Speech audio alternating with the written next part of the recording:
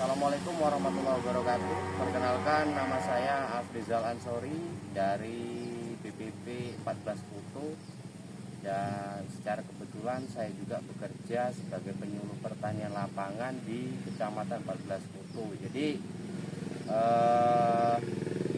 yang akan saya ceritakan di sini teknik tentang budidaya tanaman cabai ya, yang mana di sini juga nampak ya, kalau cerita di cabai itu hama dan penyakit semuanya menumpuk jadi satu. Jadi bisa dibilang raja dari semua tanaman hortikultura, hama penyakitnya itu berada di cabai. Dari mulai hama seperti ulat, trip, kutu kebul, tungau, lalat buah, dan masih banyak lagi hama-hama yang terdapat di batang cabai. Untuk jamur sendiri juga cukup banyak di sini. Terus untuk metode yang diterapkan di sini ini menggunakan metode pupuk dasar full organik 80%, dan 10%-nya itu hanya kimia. Jadi kimia hanya menggunakan fosfat saja, tidak menggunakan pupuk lain ya. Jadi untuk pupuk dasarnya kita gunakan di sini kohe kambing yang sudah digiling, yang sudah kita fermentasikan, ditambahkan dengan kapur dolomit atau kapur pertanian. Terus untuk kimianya kita hanya menggunakan pupuk fosfat ya. Kalau merek dagang kemarin yang kita gunakan itu kita gunakan Postgrow dari produk Pak Tani. Terus untuk masa generatif vegetatif kemarin itu kita gunakan pemupukan yang lebih cenderung ke nitrogen. Untuk generatifnya kita kuatkan di unsur kalium dan fosfat. Jadi nitrogen kita stop habis karena kita fokus ke buah.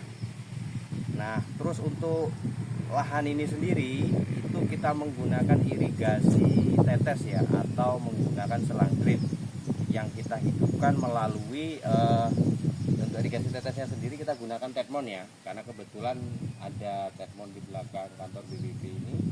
Jadi kita hanya menggunakan irigasi tetes langsung, tidak menggunakan mesin ya. Kalau di lahan yang tidak ada tandon atau mungkin tidak ada Tetmon, itu biasanya kita langsung menghidupkan mesin pompa air langsung ke selang irigasi tetes. Nah itu untuk pemupukan kemarin kita selama cabai masa pertumbuhan kemarin itu kita gunakan pemupukan kimia itu sebanyak 3 kali ya. Kimia 3 kali, kalsiumnya 1 kali, dan pupuk organik cair itu kita gunakan 2 kali. Jadi lebih lebih ramah lingkungan lah. Untuk pestisida kemarin kita gunakan juga menggunakan dosis-dosis yang di bawah ambang pengendalian, bukan di atas ambang pengendalian. Kata kita memikirkan ke depan tingkat residu pada tanaman yang akan kita konsumsi nanti biar jauh lebih sehat. Nah, seperti yang kita lihat hari ini, bentuk buah cabenya alhamdulillah cukup sehat ya, karena kita lebih cenderung ke organik. Dan untuk penyakit seperti antraknos atau mungkin penyakit pate yang ada di cabai yang biasanya jadi momok petani, alhamdulillah hari ini bisa kita lihat kondisinya cukup sehat, tidak ada antraknosa yang terdapat di tanaman cabai kita. Nah ini